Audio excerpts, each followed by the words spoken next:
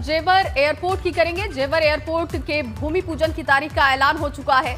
25 नवंबर को जेवर एयरपोर्ट का भूमि पूजन और शिलान्यास होगा।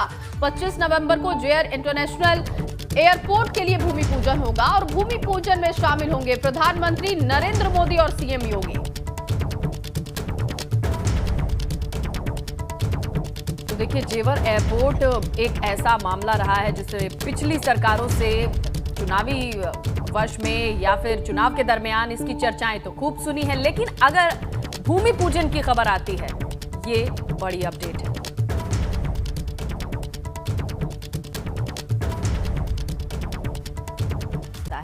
मायावती ट्वीट करती हैं और कहती हैं कि बीएसपी व अन्य विरोधी पार्टियों के भी निष्कासित किए गए लोगों को सपा में शामिल किए जाने से इस पार्टी का कुनबा व जनाधार आदि बढ़ने वाला नहीं है, बल्कि इससे ये और भी घटता और कमजोर होता चला जाएगा।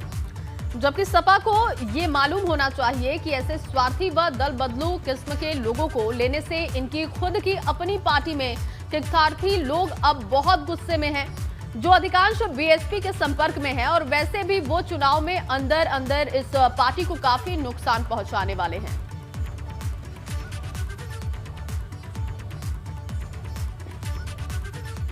उधर कौशाम्बी पहुंचे मंझनपुर विधानसभा के पश्चिम शरीरा के दंगल मैदान में सपा के राष्ट्रीय महासचिव इंद्रजीत सरोज ने कार्यकर्ता सम्मेलन को संबोधित किया। सम्मेलन के मंच से उन्होंने बीजेपी सरकार पर जमकर निशाना साधा और इसी मौके पर इंद्रजीत सरोज ने डिप्टी सीएम केशव प्रसाद मौर्य, क्योंकि उनका गृह क्षेत्र है, वो उन पे भी निशाना साधते और चुटकी ली कहा कि वो सीएम नहीं बन पाए। साथ ही दावा किया कि अगर सपा मौर्य प्रयागराज कौशाम्बी की सीट से चुनाव लड़ते हैं तो अपनी जमानत भी नहीं बचा पाएंगे।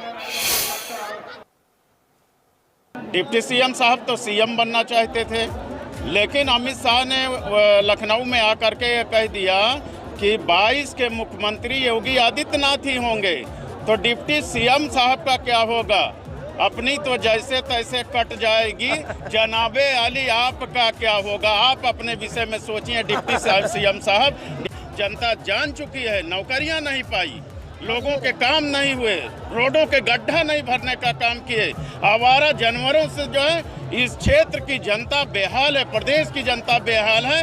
ये नेस्तनाबूद हो जाएगी भारतीय जनता पार्टी। अब मेरा चैलेंज है, डिप्टी सीएम साहब में अगर दम है तो कौशाम्बी इलाहाबाद की किसी सीट से चुनाव लड़ लें, जमानत न जब्त हो जाए तो मेरा नाम बदल देना चाहिए।